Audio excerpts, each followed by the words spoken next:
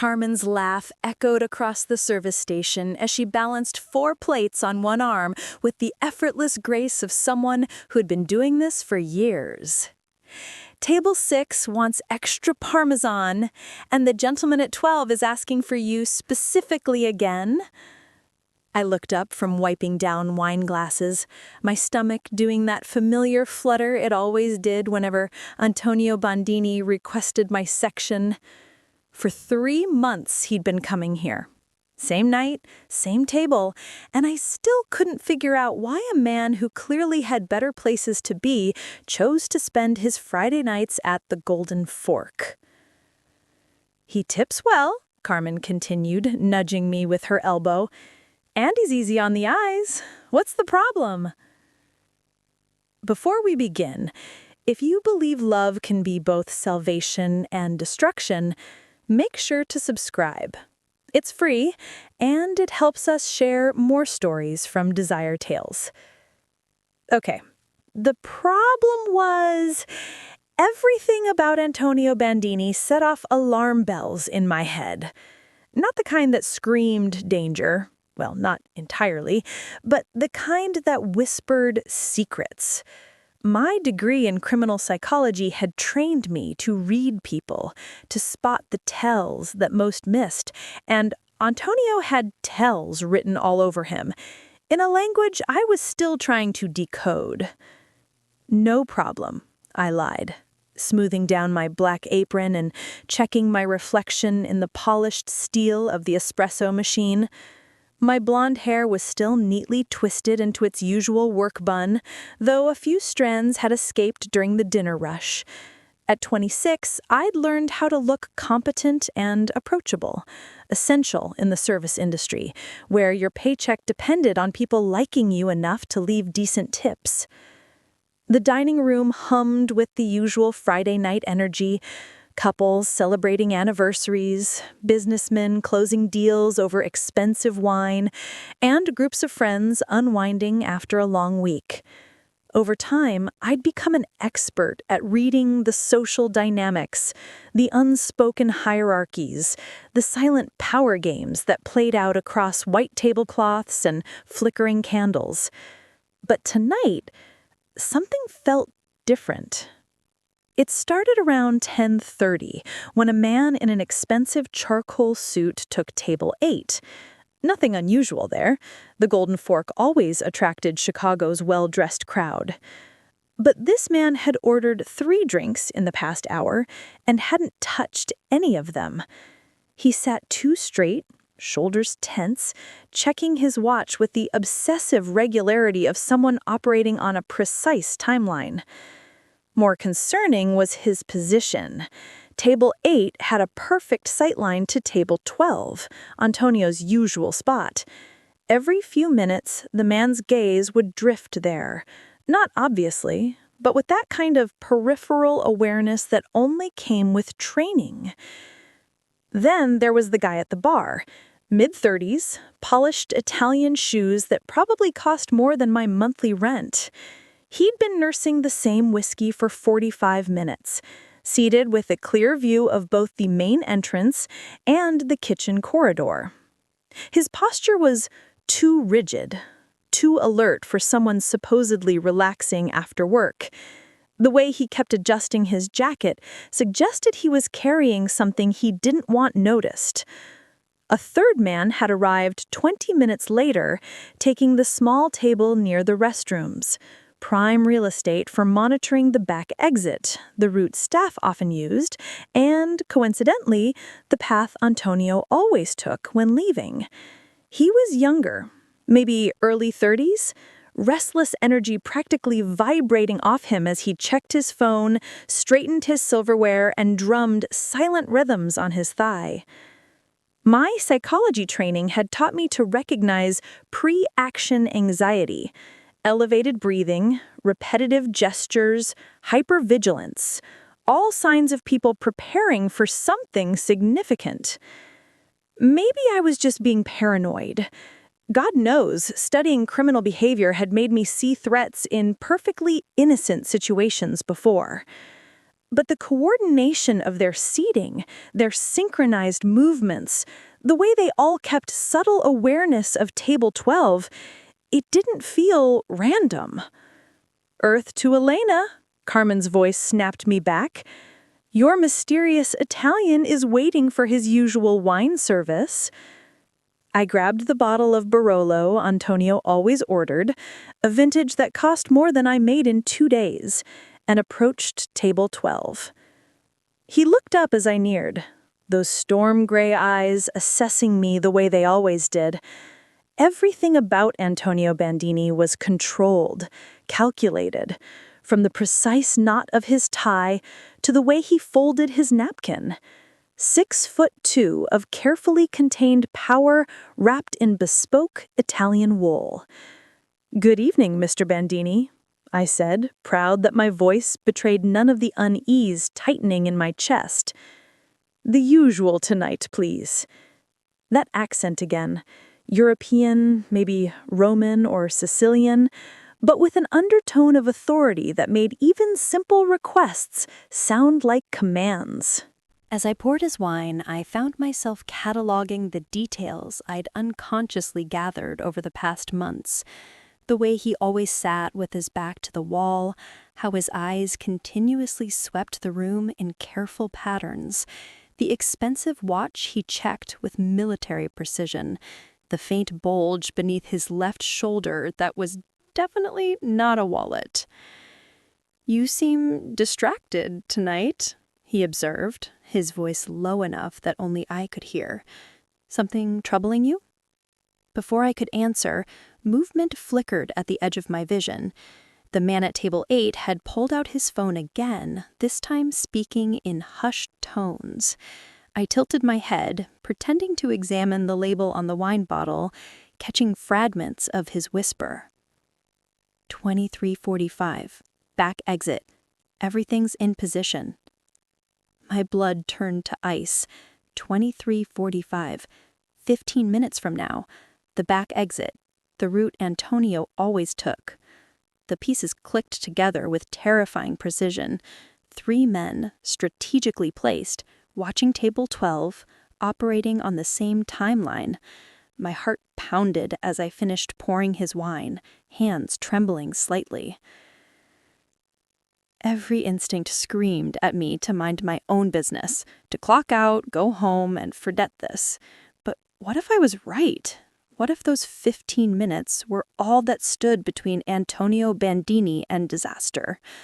I leaned forward, pretending to adjust his place setting, and whispered, "Mr. Bandini, I might be completely wrong, but I think you should stay quiet and not move." His hand froze on the wine glass. The gray eyes sharpened.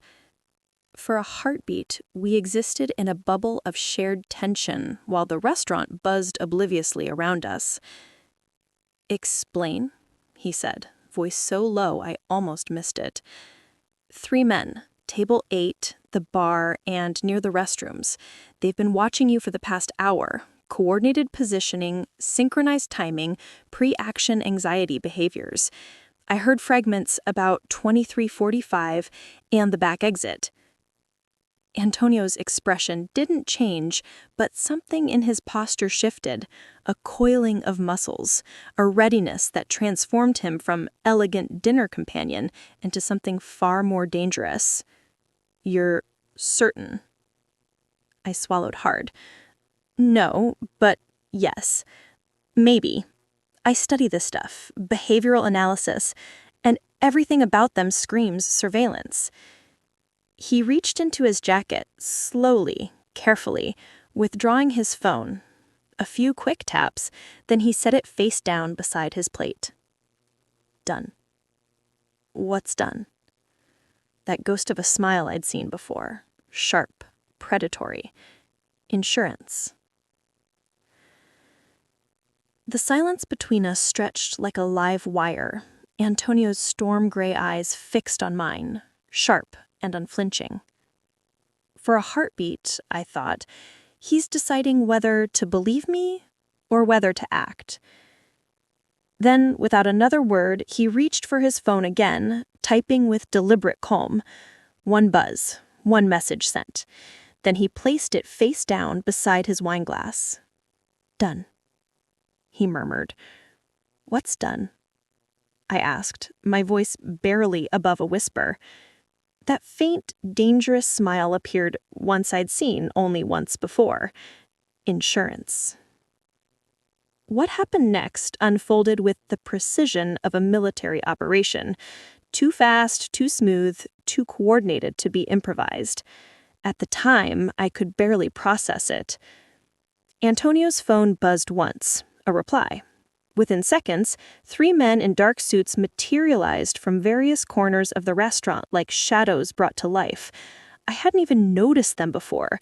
That realization alone terrified me more than anything else. The man at table 8 never saw it coming. One moment, he was checking his watch for the 100th time. The next, he was face down on his dinner plate, his arm twisted behind his back at an angle that made my stomach lurch. His phone clattered to the marble floor, the screen cracking on impact. The man at the bar tried to run. Bad choice. He managed to go 3 steps before disappearing behind a wall of expensive Italian wool and controlled violence. The sound of breaking glass mingled with gasps of surprise from diners who thought they were watching some kind of performance. The third man, the one near the restrooms, bolted for the back exit, the same route he'd been monitoring all night. I lost sight of him in the corridor, but the muffled sounds that followed made it clear his escape attempt hadn't been successful. Through it all, Antonio remained seated, calmly finishing his wine as if he'd orchestrated this symphony of chaos countless times before. When the last sound of struggle faded, he dabbed his mouth with a linen napkin, then stood. "We need to leave," he said quietly, placing a crisp $100 bill on the table. "Now." I can't just leave work," I stammered. "My shift isn't—" "Your shift is over." His hand found the small of my back, steady but commanding, steering me toward the main entrance with a kind of authority that left no room for argument.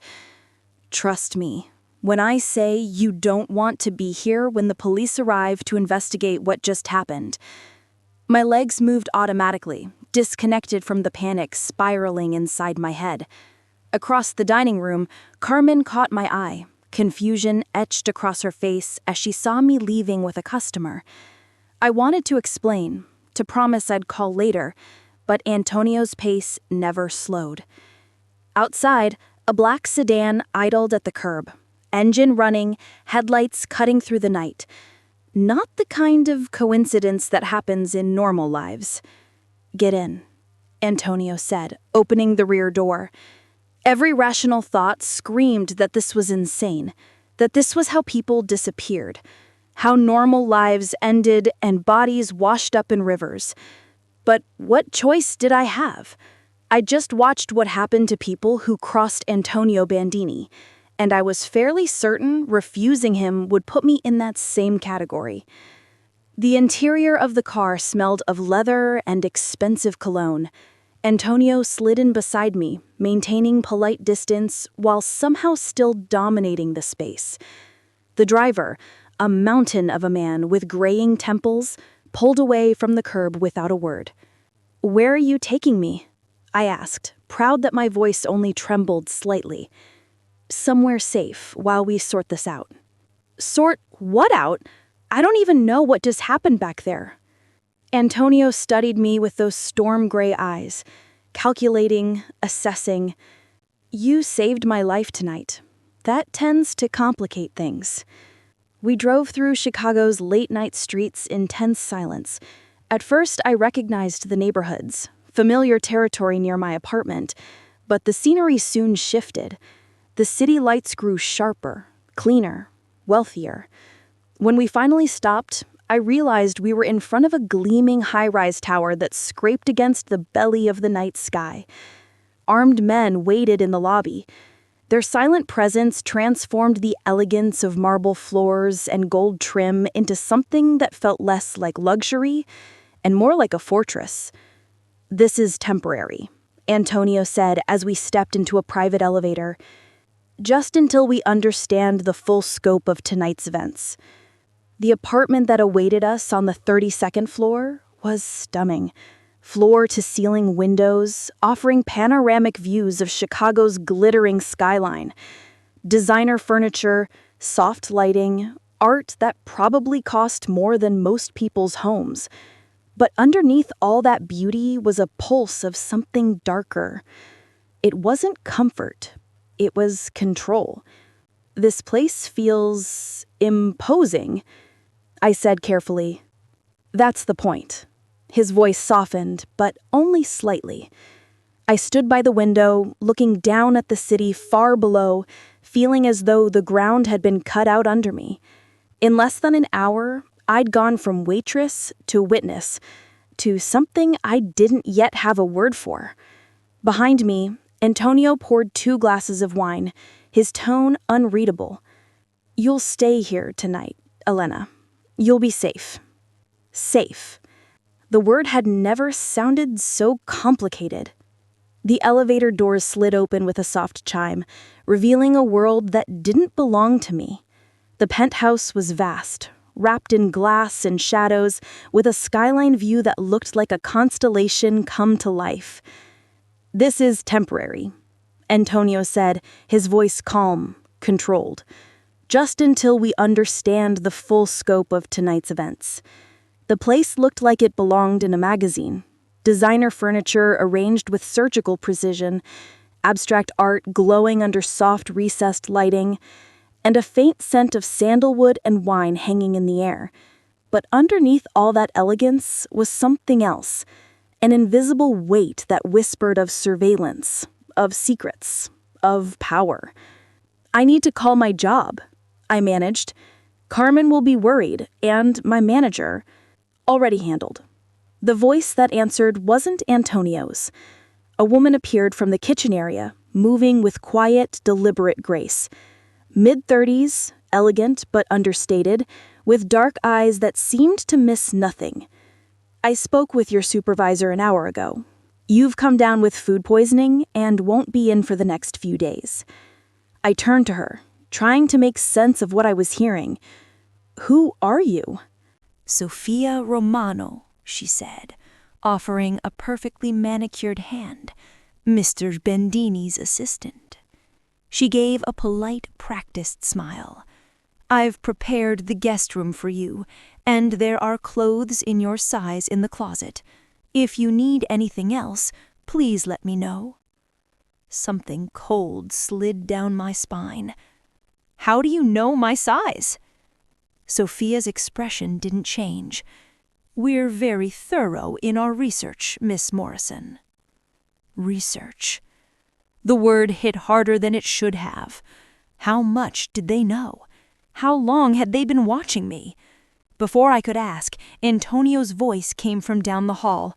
"Sophia." She inclined her head slightly. "Of course, Mr. Bendini." Then she turned to me. "This way, please." We walked through a corridor lined with abstract paintings that probably cost more than my college degree. "You must have questions," she said softly. "About 1,000 of them," I admitted. "Mr. Bendini will answer what he can tomorrow. For tonight, try to rest. It's been an eventful evening." The guest room was larger than my entire apartment. Shades of gray and blue, silk sheets, the faint hum of city lights filtering through floor-to-ceiling windows. On the bed were neatly folded designer clothes, brands I'd only ever seen through store windows. "How did you know I'd be coming here?" I asked, running my fingers across the soft cashmere fabric. Sophia paused in the doorway. "Mr. Bendini is a man who plans for contingencies. He's been aware of you for some time, Miss Morrison." "Aware of me?" I echoed. "How?" But she was already gone, her quiet footsteps disappearing down the hallway. The door clicked shut, and silence filled the room. I sat on the edge of the bed, the truth pressing down heavier than any luxury comforter. I hadn't just stumbled into Antonio Bandini's world tonight. He'd been expecting me. I didn't sleep. How could I? Every sound from the hallway made me flinch. Every whisper of wind against the windows sounded like footsteps. I'd saved a man's life, and somehow that act had rewritten mine completely. By dawn, I'd worn a path in the carpet from pacing. When Sophia appeared again, she carried a silver tray laden with coffee and pastries, as serene as this were a 5-star hotel rather than a fortified penthouse. "Mr. Bandini would like to speak with you when you're ready." She set the tray down near the window. "And if I'm not ready?" I asked, exhausted and defiant. She gave a small, knowing smile. "Then he'll wait. But Miss Morrison," she hesitated just long enough for it to feel personal, "the longer you wait, the more questions you'll have, and the fewer answers will satisfy you." She was right, of course. When I finally found Antonio, he was in an office surrounded by monitors showing live security feeds from all over the city. He'd changed out of his dinner suit into dark jeans and a crisp white shirt, looking younger but no less dangerous. "Sleep well?" he asked, without turning around.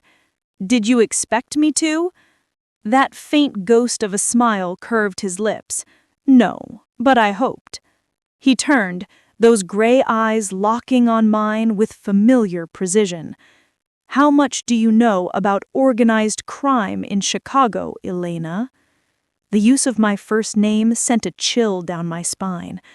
Only what everyone knows, that it exists, that people get hurt, that normal people try to stay as far away from it as possible. "Smart policy," he said. "Unfortunately, no longer an option for you." I stared at him. "Because I saved your life?" "Because you witnessed Riccardo Torino attempting to have me killed." My breath caught.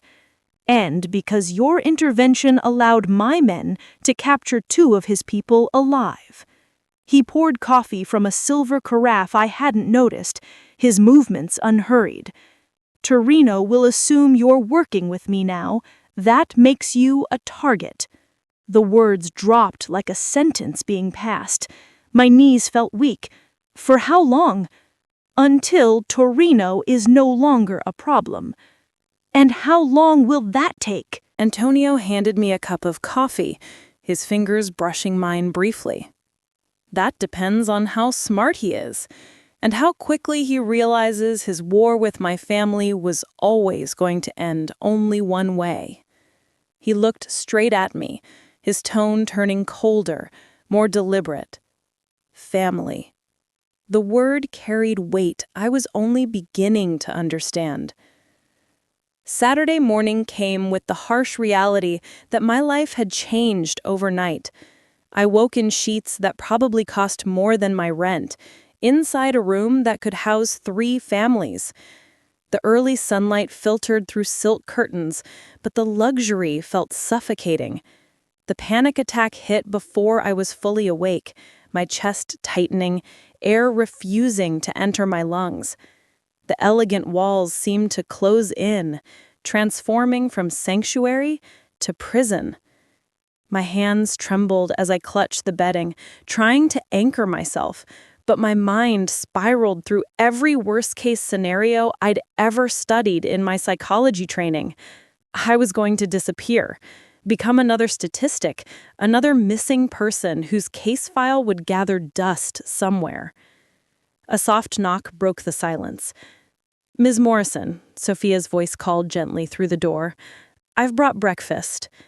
I forced my breathing into the rhythm Dr. Martinez had once taught me. Inhale 4, hold 4, exhale 6. Back when panic was about medical bills and funeral arrangements, not being held captive by organized crime. "I'm fine," I said, proud that my voice sounded steady. "May I come in?" Did I have a choice? Every request here sounded polite, but the armed guards outside made the truth clear. This was a velvet cage, not hospitality. Sophia entered carrying a silver tray with fresh fruit and pastries arranged like art. Her composure was perfect, as always. Mr. Bandini had to leave early this morning, she said, pouring the coffee into delicate china cups. Business matters requiring his attention. Business matters. A phrase that could mean board meetings or executions. "When can I go home?" I asked. Her hands stilled for just a moment, the first crack I'd seen in her calm facade. "That depends on several factors currently outside our control." "You mean it depends on whether Ricardo Torino decides to kill me or not?" Sophia met my eyes. "Mr. Bandini won't let that happen." The certainty in her voice should have comforted me, but it only reminded me that my safety depended entirely on a man I barely knew, a man whose world operated by rules I didn't understand. I spent the rest of the morning pacing the penthouse like a caged animal. The place was beautiful. Panoramic windows, designer furniture, priceless art. But beauty couldn't disguise imprisonment. Every door led to locked rooms. Every exit was guarded by men who smiled politely while blocking my way. By afternoon, desperation clawed its way up my throat. I turned to Sophia, who was quietly typing at a small desk. "I need some air. Maybe a walk around the building." Her expression didn't change. "I'm afraid that's not possible at the moment." "Then maybe just the lobby, to feel like I'm not completely trapped." "Ms. Morrison," she said, still calm, "I understand this is difficult, but—" "No, you don't understand." The words burst out before I could stop them. "You don't understand what it's like to have your entire life flipped upside down because you tried to do the right thing. You don't understand what it's like to be told you're a target for murder because you warned someone about an assassination attempt. And you definitely don't understand what it's like to be imprisoned in a golden cage by the same person you saved." She listened in silence, her face composed, her voice soft but firm when she finally spoke. "You're right. I don't understand those specific circumstances." She hesitated, and something subtle shifted in her tone, a hint of empathy breaking through professionalism. "But I do understand being caught between impossible choices and dangerous people." That stopped me. I studied her face properly for the first time. Underneath the perfect hair, the designer suit, the measured calm, her eyes held shadows. "How long have you worked for him?" I asked quietly. 7 years. "And in those 7 years," I pressed, "how many people like me have you had to accommodate?" A faint, wistful smile curved her lips. "You're the first." That should have made me feel special. Instead, it made me feel like an experiment. Sunday came with my second panic attack and my first escape attempt. I waited until I heard Sophia leave for what she called her weekly errands, then made my move. The guards at the front entrance were positioned to monitor who entered the building, not who left. If I dressed properly and walked with confidence, maybe I could just slip out. I made it 3 floors down in the elevator before it stopped between levels. The lights flickered, then steadied. When the doors opened, one of Antonio's men was waiting. "Miss Morrison," he said politely, as if bumping into me here were perfectly ordinary. "Mr. Bandini asked me to escort you back to the apartment." Shame burned hotter than fear. I'd acted like a frightened child, not the educated woman I was supposed to be. But what choice did I have? Sit quietly and wait for someone else to decide my fate? Antonio returned that evening. His presence filled the penthouse like an electric current, heavy, commanding, impossible to ignore. He'd changed out of his usual suit into dark jeans and a black sweater, casual but no less intimidating. "I hear you had an eventful day," he said, pouring himself a glass of whiskey. "I needed some air." "And you thought wandering Chicago alone while Ricardo Torino has a price on your head was a good way to get it?" "I thought maybe I could go back to my normal life, pretend none of this happened." He turned toward me, eyes storm gray and unrelenting. "Your normal life ended Friday night when you chose to warn me instead of minding your own business. So I'm being punished for doing the right thing. You're being protected because doing the right thing put you in the crosshairs of very dangerous people." The rational part of me understood that, but the emotional part, the one that still longed for freedom, wanted to scream. Then, out of nowhere, Antonio asked quietly, "Tell me about your mother." The question hit me sideways. What about her? Sophia mentioned she passed away recently. The medical bills that forced you to take the waitressing job? I folded my arms, the familiar ache settling in my chest. Lung cancer. 3 years of treatments, surgeries, experimental therapies, none of it worked. But it bankrupted us trying. He studied me with an expression I couldn't read. "That's why you studied criminal psychology," he said finally. "You wanted to understand the people who prey on vulnerable families." I blinked, surprised by the accuracy. "Insurance companies aren't technically criminals, but they destroy lives just the same." Something in his face shifted, a softening at the edges, a flicker of recognition. "My mother died when I was 15, poisoned by someone we trusted, someone who ate at our table, who my father considered family." The words hung heavy in the air. "A business associate, my father's cousin. He'd been selling information to rival families for years. We never suspected until it was too late. She suffered for 3 days before she died. The doctors couldn't figure out what was wrong until the autopsy." "I'm sorry," I whispered. He nodded once, eyes distant. "That's why you studied criminal psychology," he said finally. "You wanted to understand the people who prey on vulnerable families." I blinked, surprised by the accuracy. "Insurance companies aren't technically criminals, but they destroy lives just the same." Something in his face shifted, a softening at the edges, a flicker of recognition. "My mother died when I was 15, poisoned by someone we trusted, someone who ate at our table, who my father considered family." The words hung heavy in the air. "A business associate, my father's cousin. He'd been selling information to rival families for years. We never suspected until it was too late. She suffered for 3 days before she died. The doctors couldn't figure out what was wrong until the autopsy." "I'm sorry." He nodded once, eyes distant. "That's why you studied criminal psychology," he said finally. "You wanted to understand the people who prey on vulnerable families." I blinked, surprised by the accuracy.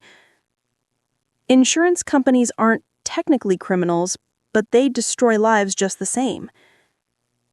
Something in his face shifted, softening at the edges, a flicker of recognition.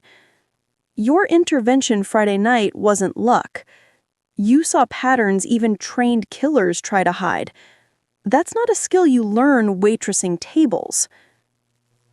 I met his gaze, studying the man behind the mask, the careful posture, the constant vigilance, the pain buried beneath all that control. "You don't trust anyone, do you?" "Trust," he said simply, "is a luxury I can't afford." "That sounds like a lonely way to live." For a brief second, something raw flickered across his features. Something human. "Loneliness," he said, "is better than betrayal." That night, as I lay awake staring at the ceiling, I realized what he hadn't said was louder than what he had. Inside Antonio Bandini's golden cage, safety came at the cost of freedom, and maybe, in time, something far more dangerous. My heart. 2 weeks passed in uneasy rhythm. I began to understand the subtle choreography of Antonio's world, the way conversations stopped when he entered a room, how grown men twice my size deferred to his quiet authority, the invisible network of loyalty and fear that surrounded him like armor. When he finally allowed me to return to the Golden Fort, it came with conditions that made my previous captivity seem almost like freedom. "Vincent will drive you to and from work," Antonio said over breakfast, his tone final. "Marco will be positioned within the restaurant at all times. You don't leave the building during your shift, not even for smoke breaks." I stirred sugar into my coffee, watching the crystals dissolve while trying to process the implications. "What about Carmen?" I asked. "She'll ask questions about the bodyguard." "Marco knows how to blend in. Your coworkers will assume he's just a customer who prefers to eat alone." The plan, I soon realized, was much bigger than that. Antonio had purchased a controlling interest in the restaurant 2 days earlier, mentioned as casually as if he were commenting on the weather. My salary had mysteriously tripled. My schedule had been reduced to 3 nights a week. And suddenly, several new employees appeared. Security personnel disguised as waitstaff. "You bought the restaurant to protect me?" I asked quietly. "I bought the restaurant because it made strategic sense. Your protection is a secondary benefit." Even his acts of care came wrapped in distance, as though admitting affection would reveal weakness he couldn't afford. Walking back into the Golden Fork felt like returning to a museum of my former life. Everything looked the same. The marble floors, the soft lighting, the elegant table settings. But I no longer fit. I moved like a ghost haunting familiar spaces. Carmen hugged me with genuine warmth. "You look different," she said, studying my face as we prepped for dinner service. "Rested, like you've been somewhere expensive, just catching up on sleep." Her sharp eyes took in the subtle manicure, the highlights Sophia had arranged without asking. "Food poisoning doesn't usually come with spa treatments," she added with a teasing smile. Heat crept up my neck. I forced a laugh. "My sister surprised me with a girls' weekend." A lie.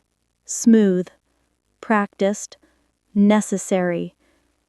At 7, Marco arrived, claiming a corner table with clear sight lines to both entrances and the kitchen corridor. He ordered methodically, appetizer, main course, dessert, eating slowly enough to justify his presence for the entire evening. His disguise was flawless.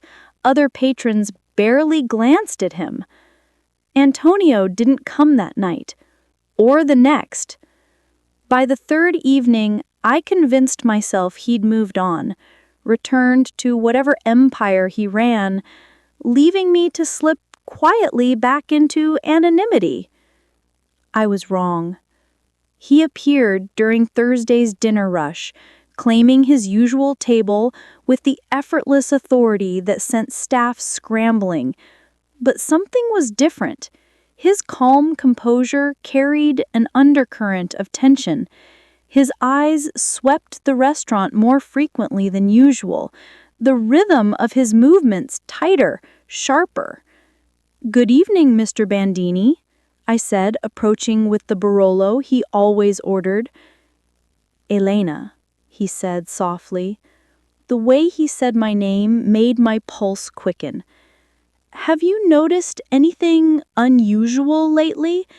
Anyone asking questions about your schedule?" The question made my stomach tighten. "What kind of questions?" "The kind that suggests someone's been watching you." I thought back over the last few days. The delivery drivers, the customers, even the health inspector who'd stopped by yesterday. There was a guy yesterday. He said he was from the city health department, asked about employee schedules and shift changes, but Carmen handled it. Antonio's expression darkened instantly. "Describe him." "Mid-30s, expensive suit, slight accent I couldn't place. He seemed more interested in the layout than actual health codes." "Mexican?" he asked sharply. The question chilled me. "Maybe. Why?" Instead of answering, Antonio pulled out his phone and typed quickly. Within minutes, Marco appeared at our table, his casual dining facade gone. "We need to leave," Antonio said, standing abruptly, his voice low but urgent. "Now. I can't just abandon my shift. Carmen will understand when she realizes your life is more important than serving dinner." He guided me swiftly toward the back, his hand steady on my wrist. The night air hit like ice as we stepped into the dimly lit parking lot behind the restaurant. Shadows pooled between the few working streetlights. We were halfway to Antonio's car when the first gunshot shattered the rear window of a sedan 3 spaces away. Time fractured into 1,000 sharp pieces. Antonio's hand closed around my wrist, pulling me behind a delivery truck as more shots rang out.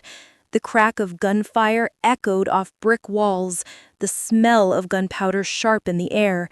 Marco returned fire with frightening precision, moving like someone who'd done this 100 times. "Stay down," Antonio commanded, his body shielding mine as he drew his own weapon. I should have been terrified, but in that moment, surrounded by chaos, violence, and the echo of danger, his presence felt like the only safe thing in the world. The firefight lasted less than 2 minutes, though it felt like hours. When silence returned, 3 bodies lay motionless across the parking lot. Marco was speaking rapidly into his earpiece, checking the perimeter. Antonio turned to me, scanning for injuries. "Are you hurt?" I don't think so." My voice sounded distant, hollow. "Were they trying to kill me?" He shook his head. "They were trying to take you. Very different objective." The distinction didn't comfort me. It only raised more terrifying possibilities. Within 20 minutes, Vincent arrived with backup vehicles and a cleanup crew that worked with unsettling efficiency. By the time they were done, there was no trace of the fight, no blood, no shell casings, nothing to suggest 3 men had just died here. Antonio's house, or maybe fortress was a better word, was silent when we arrived. He led me into the living room, poured whiskey with steady hands, and said calmly, "This was Ricardo's response to losing his men at the restaurant. He's formed an alliance with the Sinaloa cartel. They have different methods, more violent, more willing to involve civilians." He took a slow sip, eyes dark. "My world has rules, boundaries even enemies respect. Cartels have none." I swallowed hard, the whiskey burning down my throat. So what happens now? Now, he said simply, we eliminate the threat before it escalates further. The words were matter-of-fact, not cruel, not emotional, just inevitable. But when he set down his glass and turned toward me, something in his expression softened. His hand found my knee, thumb tracing slow circles through the fabric of my dress. "Antonio," I whispered. "Yes, thank you for saving me." He studied me for a long moment, his gaze tracing every line of my face. Then quietly, "You saved me first. This is simply returning the favor." Is that all this is? Professional courtesy? Something flickered in his eyes, the mask slipping just enough to reveal the man beneath the crime boss. When he leaned forward, I didn't pull away. When his hand cupped my cheek, I leaned into the warmth of his touch. And when his lips found mine, I finally understood why I'd never felt truly safe with anyone else. The kiss wasn't soft or polite. It was hunger and desperation and surrender. Two people who'd been circling danger for weeks, finally giving in. When we broke apart, both breathless, Antonio rested his forehead against mine. "This complicates things," he murmured. "Everything about my life is already complicated." "Not like this," he said. "Not when caring about you gives my enemies another way to hurt me." I met his gaze, steady and unafraid. Then maybe we don't let them. His smile was sharp as a blade and twice as dangerous. "No," he said softly, "maybe we don't." Morning came too quietly, as if the night before had been a dream, one stitched together from fear, adrenaline, and stolen affection. I was in the kitchen making coffee when Sophia appeared, her expression composed, but her movements sharper than usual. She carried a manila folder in both hands, the way one might carry something dangerous. "There's something you need to see," she said, setting it carefully on the marble counter. Inside were photographs, grainy, brutal, real. A young man lay sprawled on the floor of what looked like a small apartment, yellow police tape and evidence markers scattered around him. His face was eerily peaceful, despite the violence that had ended his life. "Who is this?" I asked, though deep down, I already knew. "Jimmy Torino," Sophia replied. "Age 24. He worked as a delivery driver for Marcelli's Italian Kitchen." Marcelli's, the restaurant where I'd worked before the Golden Fork, before Antonio.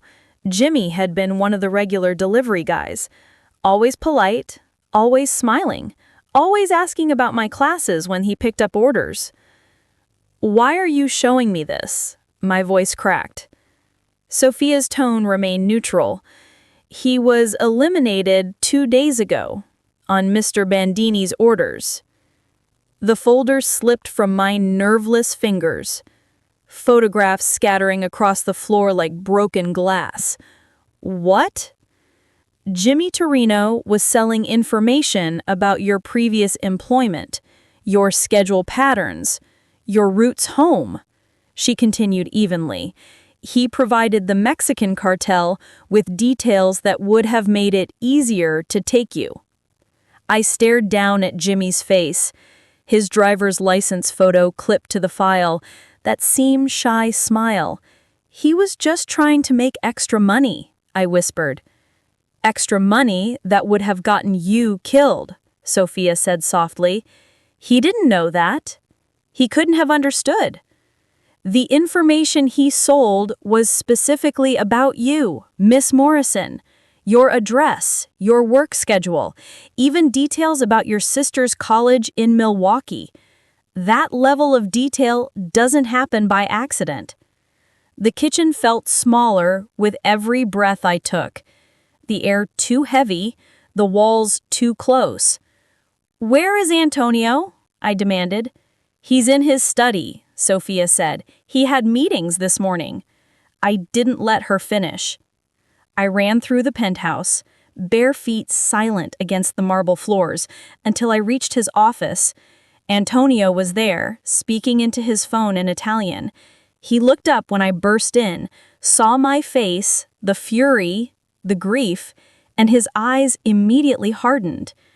"I'll call you back," he said in Italian, setting the phone down with deliberate calm. "Elena, what's wrong?" "Jimmy Torino." Something flickered behind his expression.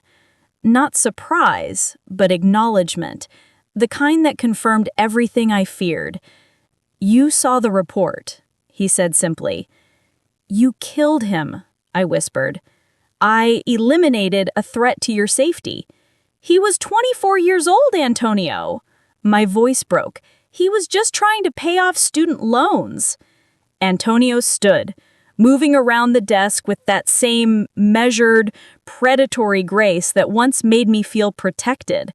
Now it felt dangerous. He was selling information that would have led to your death or disappearance, he said evenly. His motivations don't change that fact. He didn't know what it would be used for.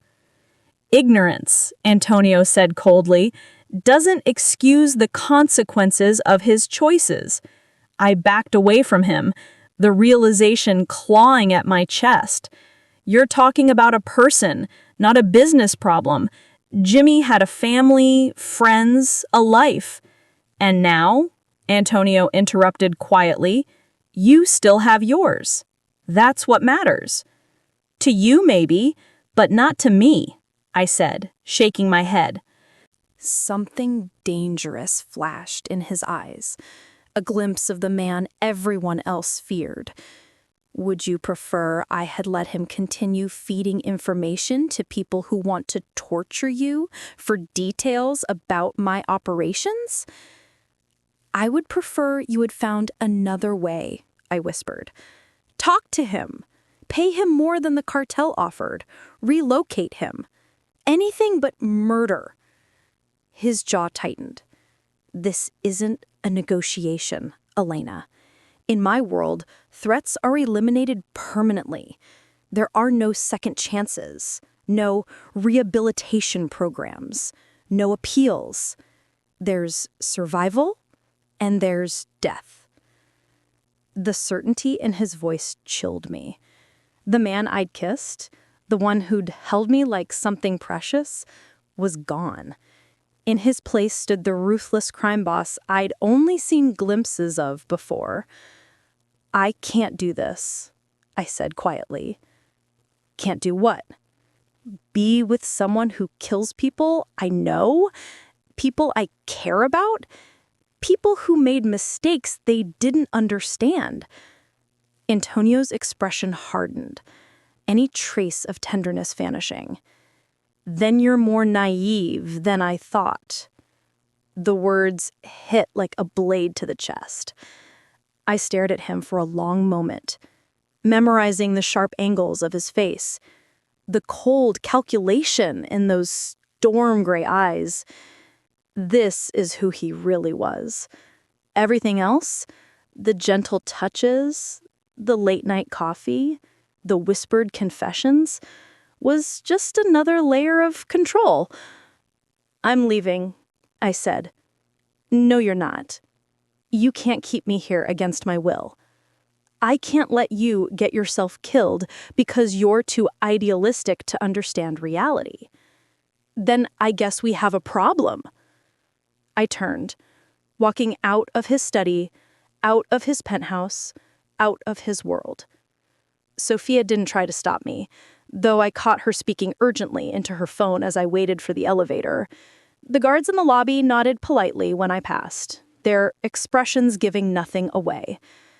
By evening, I was on a Greyhound bus heading toward Detroit, watching the Chicago skyline shrink into the distance as night swallowed the horizon. My sister Jessica lived in a small apartment near Wayne State University, working on her master's in social work, as far from Antonio's world as I could imagine. The 4.5-hour ride gave me too much time to think. I replayed every choice I'd made since that first night at the Golden Fork. Every conversation, every kiss. I had saved a man's life and somehow become complicit in taking another's. I had fallen in love with someone whose moral compass existed in a world where right and wrong no longer meant the same things. Jessica met me at the bus station with worried eyes and open arms. She didn't ask questions, not right away. "Bad breakup?" she asked gently, as we drove through the dark streets toward her apartment. "Something like that," I said softly. But even as I unpacked my bag and tried to convince myself I'd made the right choice, a sinking feeling gnawed at my gut. The unshakable sense that leaving Chicago hadn't made me safer. It had just made me easier to find. And 2 days later, I would discover exactly how right I was. Detroit was supposed to be my sanctuary. Jessica's small apartment near Wayne State University felt like a different world.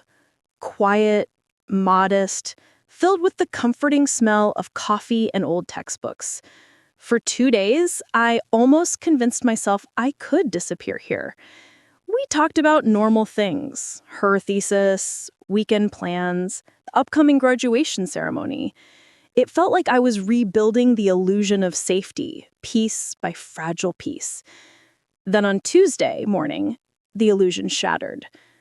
I was making coffee when Jessica's phone rang. She frowned at the screen. "Unknown number," she muttered, but answered anyway. "Hello?" I watched her face change. Confusion, then fear.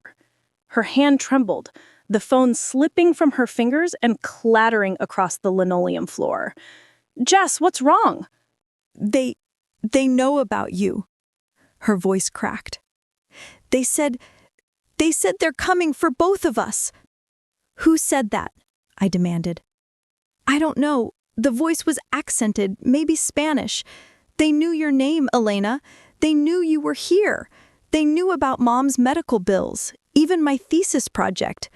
Her eyes filled with terror. "They said if you didn't come with them willingly, they'd take me instead." The coffee mug slipped from my hand, shattering. "Pack a bag," I said. "Right now. We need to leave." "Elena, what's going on? Who were those people?" "I'll explain later, just—" The apartment door exploded inward with a deafening crash. Splinters of wood flew like shrapnel. 3 men in tactical gear poured through the opening, weapons drawn, moving with terrifying precision. "Jessica Morrison," the one in front said in a heavily accented English. "You come with us." "No," I stepped in front of her. "Take me. I'm the one you want." He smiled, revealing gold-capped teeth. "We want you to watch, to understand consequences of running from people who own you." Before I could react, one of the others grabbed Jessica. She screamed, fought, but a cloth was pressed over her mouth and nose. She struggled for 10 seconds before going limp. 48 hours, Goldtooth said, turning to me. "You return to Chicago. You tell Bandini we have his woman's sister. He brings what we want, or she disappears forever." "What do you want?" I choked out. "Territory, respect, things your Mafia boyfriend stole from our organization." And then they were gone, leaving me in the wreckage, the smell of chemicals still thick in the air. The echo of my sister's scream burned into my skull. My hands shook as I grabbed the landline and dialed the only number I could. Antonio answered on the first ring. "Elena?" His voice was sharp, alert. "I have Jessica," I whispered. Silence. 3 long, terrible heartbeats before his voice came back, low and lethal. "Where are you?" Detroit. They said 48 hours, they want territory and respect. I'm already in the car, he said. Send me the address. Elena, We'll discuss your decision to run later, he interrupted. Right now, we focus on getting your sister back alive. He arrived 6 hours later, with an entourage that turned Jessica's quiet neighborhood into a war zone. Black SUVs lined the streets. Men in suits moved like soldiers, speaking into earpieces, setting up surveillance gear. Antonio found me sitting on the couch, still in shock, staring at the bloodstain where Jessica had scraped her knee during the struggle. Tell me everything, he said, sitting beside me.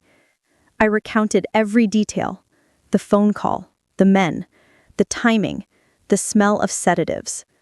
My training kicked in, forcing me to analyze even through panic. Sinaloa, Antonio muttered when I finished. Ricardo's been busy building alliances. Can you get her back? I asked, voice shaking. His eyes met mine, steady, cold, but not empty. I've never lost someone I was protecting. I won't start with your sister. The next 12 hours moved with terrifying precision. Antonio's team traced the cartel's movements through surveillance intercepts and what Sophia called enhanced interrogation of local contacts. Jessica was being held in an abandoned warehouse on Detroit's east side, guarded by 8 men with automatic weapons and orders to kill her if they detected a rescue attempt. Standard cartel protocol, Antonio explained, pointing to satellite images. They expect overwhelming force, so we give them the opposite. I frowned. The opposite? He said. Precision. Psychology. We use their expectations against them. And then he turned to me with that look, the one that meant he was about to ask for something impossible. I need your expertise, he said quietly. Your ability to read behavioral patterns, to predict how people react under extreme stress. You want me involved in the rescue? I want you to help us understand them, he said. Cartel soldiers aren't like Mafia soldiers. Different motivations, different psychology. You studied this. He was right. My criminology courses had covered the differences: fear-based loyalty, fractured command structure, erratic responses to threat. What do you need to know? I asked. How they'll react when we take out their perimeter guards, whether they'll kill Jessica immediately or try to use her as leverage, what kind of pressure makes them make mistakes. We gathered around a table covered in blueprints, maps, and photographs. My voice was steady, detached, the same way I'd been trained to sound during analysis. They're motivated by fear, I said. Fear of their bosses, fear of rivals, fear of law enforcement. That fear makes them unpredictable, but exploitable. If you create multiple simultaneous threats, make them think they're being attacked from different directions by different groups, they'll fracture. Some will follow orders, some will panic, some will try to negotiate. That division gives you openings. Antonio nodded slowly, processing. And Jessica? They won't kill her right away, I said firmly. She's leverage. But if they believe the rescue is failing, if they think they're all going to die, they'll execute her to deny you the win. You have to make them believe cooperation is survival. Something changed in his eyes as I spoke. A flicker of pride, maybe respect. Elena, he said quietly, there's something else you should know about Jimmy Torino. My stomach twisted. What about him? He wasn't just selling general information, Antonio said. He was providing detailed intelligence about your sister, her address, her class schedule, her daily routines. The cartel's been planning this for weeks. The revelation hit me like a blow. Jimmy hadn't just endangered me, he'd painted a target on Jessica's back. If I hadn't eliminated him, Antonio continued, they would have taken her weeks ago, possibly killed her after getting what they wanted about you. I stared down at the photos of the warehouse, my throat tight. Jimmy's death, the one that had driven me away, had also saved Jessica's life. I understand now, I said quietly. In your world, hesitation means death for everyone we care about. Something shifted between us. Not forgiveness exactly, but understanding. What do you need me to do? Antonio's smile was sharp as a blade. Help me get your sister back. Then help me end Ricardo Torino permanently. The next 6 hours blurred into movement, strategy meetings, equipment checks, encrypted calls. My analysis became part of the plan. By dawn, everything was ready. The rescue happens during shift change, Antonio said, loading his weapon when they're least alert, and will use it to draw Ricardo into the open. One way or another, this ends tonight. I looked at him, the man who had once terrified me, who now embodied the only chance of saving my sister. Together, I said. His hand found mine, fingers intertwining with surprising gentleness. Together. Midnight at the Golden Fork, the restaurant where it had all begun. I stood at the staff entrance, wearing the same black uniform from months ago. My pulse thundered, but my hands were steady. Remember, Antonio's voice crackled through the earpiece hidden beneath my hair, you're just Elena Morrison, back for a late shift to help with inventory, natural movements, familiar patterns. I pushed open the service door. The dining room was dimly lit, shadows stretching across the white tablecloths like ghosts. 3 nuns sat at strategic points, pretending to be customers. Their posture gave them away. Too stiff, too alert. I count 3 visible, 2 more near the kitchen entrance. Classic cartel formation. They're expecting a frontal assault. Through the earpiece, Antonio's voice was calm, deliberate.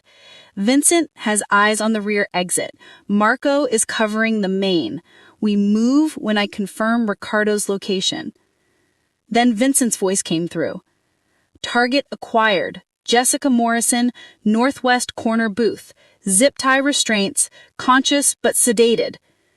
My heart clenched as I saw her through the service window, slumped in the booth where Antonio once sat during his quiet Friday nights. Her eyes met mine, glazed but aware. She sees me, I whispered. She's conscious enough to follow instructions. Rodriguez, perimeter clear, Antonio ordered. Elena, I need eyes on Ricardo. I moved through the restaurant like I used to, adjusting flowers, checking glasses, each motion practiced and unthreatening, but my gaze never stopped searching. Then I saw him, a man near the bar, dressed like Antonio's own, dark suit, calm demeanor, but something was off. His hands trembled slightly, his breathing was shallow. Antonio, the man at the bar, dark suit, behind you. He's showing deception markers, rapid eye movement, finger tapping. He's terrified, but not of Ricardo. He's terrified of what he's about to do. Impossible, Antonio said. That's Salvatore. He's been with my family for 8 years. Trust me, watch his hands. Through the glass reflection, I saw it. His hand slipping toward his jacket, hesitant, guilty. Gun, I hissed. Left side jacket. He's positioning for a back shot. The next seconds exploded in chaos. Antonio spun as Salvatore drew his weapon.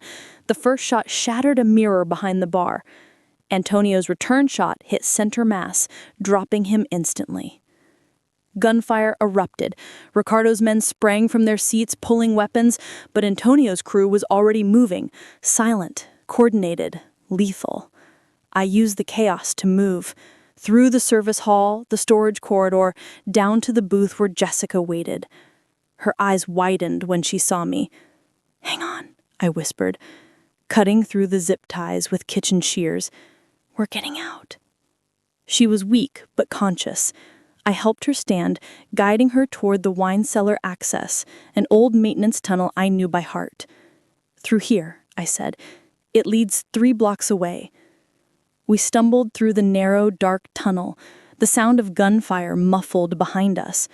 When we emerged in the alley behind Marone's deli, Vincent was waiting with an SUV.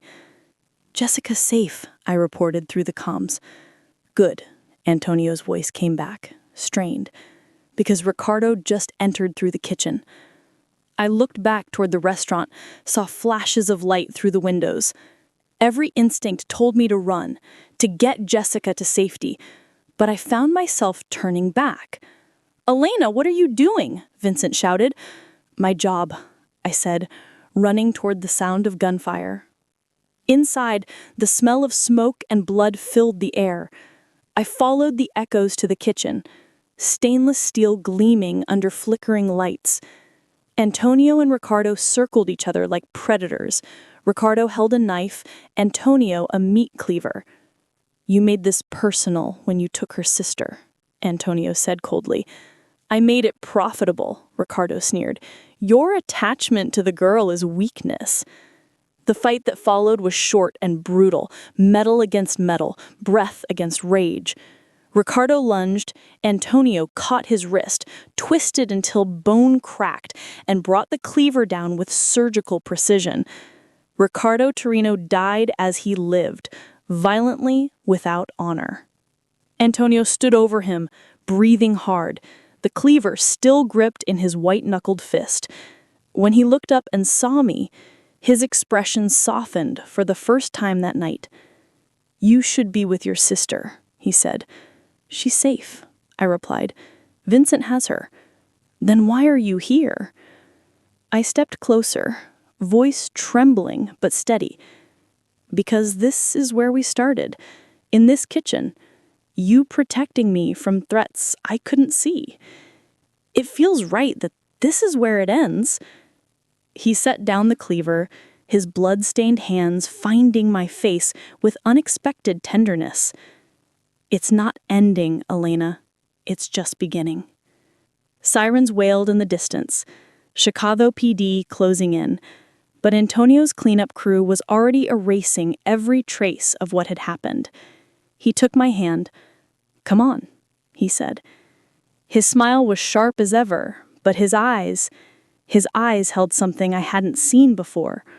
Warmth. "Together," he said again. "Always," I whispered.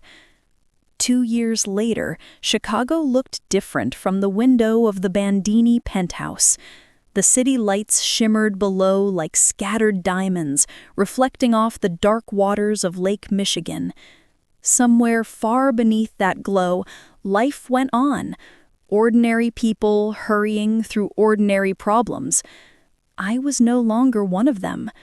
The newspapers now called Antonio the Gentleman Don, a man who had turned the Chicago underworld into something quieter, more strategic, more civilized. But the truth was more complicated than any headline. Peace in our world always came at a cost, and I had learned how to live with that cost. My name was now Dr. Elena Morrison Bandini, behavioral analyst, advisor, and, unofficially, the mind that kept the Bandini empire from collapsing under the weight of its own violence. After Ricardo Torino's death, Antonio consolidated power faster than anyone expected.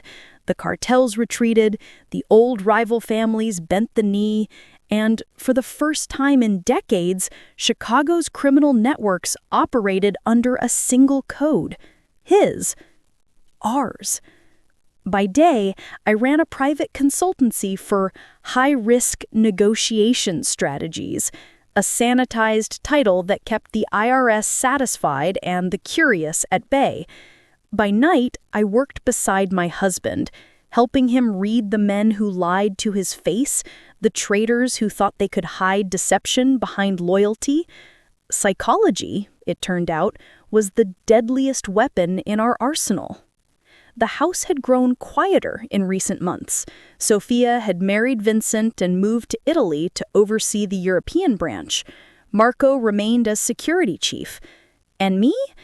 I was 7 months pregnant. Antonio insisted on installing new layers of protection, biometric locks, silent alarms, an entire security detail that shadowed my every step. I teased him once, saying it felt like being back in the golden cage of that first penthouse. He smiled and said, "It's not a cage if you have the key." Our daughter's name would be Isabella, after his mother, the woman he'd lost to betrayal. He said it was his way of closing the circle, of giving the past something beautiful to anchor itself to. Sometimes at night, I would sit by the nursery window and think about the girl I used to be, the waitress who studied criminal psychology by day, who believed the world was built on rules and justice. That version of me died the night I whispered, "Stay quiet and don't move." Antonio found me there once, lost in thought. He came up behind me, his hands resting gently on my shoulders, his voice a low murmur against my ear. "Any regrets?" I turned to look at him, at the man who had once terrified me, whose name still made powerful men lower their eyes. His face had softened over time, the lines deeper but kinder. I said, "None," I honestly said. He smiled faintly, touching the curve of my belly. "Then we're exactly where we belong," he said. I looked out at the city again. Our city, now. From the streets below, it looked peaceful. No one would ever know how many lives, how many choices, how many quiet betrayals had paved the way for that calm. But I knew. I knew that love and power were built from the same dangerous material. Both could destroy, both could protect, and both demanded absolute loyalty. As the night settled over Chicago, Antonio pressed a kiss to my temple. He said, "To family," softly. I smiled, resting my hand over his. "To freedom," I whispered back. For the first time, they meant the same thing. Which moment in this story made your heart ache or believe in love again? Share your thoughts in the comments below, and don't forget to subscribe for more passionate, emotional stories from Desire Tales.